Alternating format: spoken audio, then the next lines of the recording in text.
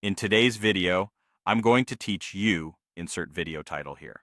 We'll walk through creating a clean controllable gradient inside Cinema 4D, and then show how to use that same idea in a redshift scene as both a background and a lighting influence.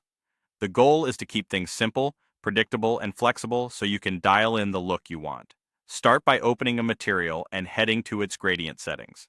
Think of the gradient as a strip of color stops, or knots, that blend smoothly from one to another. Drag the color handles to set your hues, and click on a handle to change its color.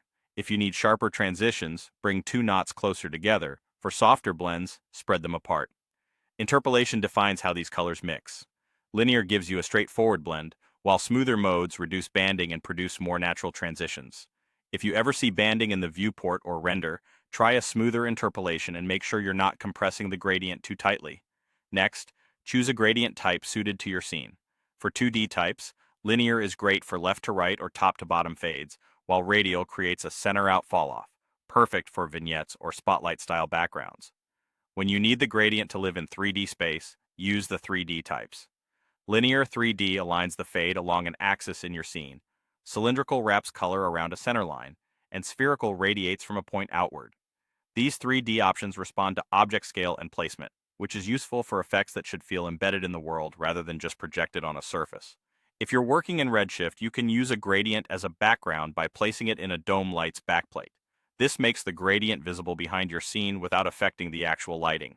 It's ideal when you want a clean, stylized backdrop that doesn't tint your materials.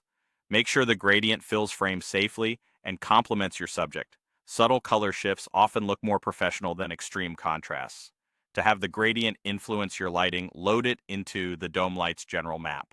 Now the gradient becomes part of the light source itself, tinting your scene and creating directional mood.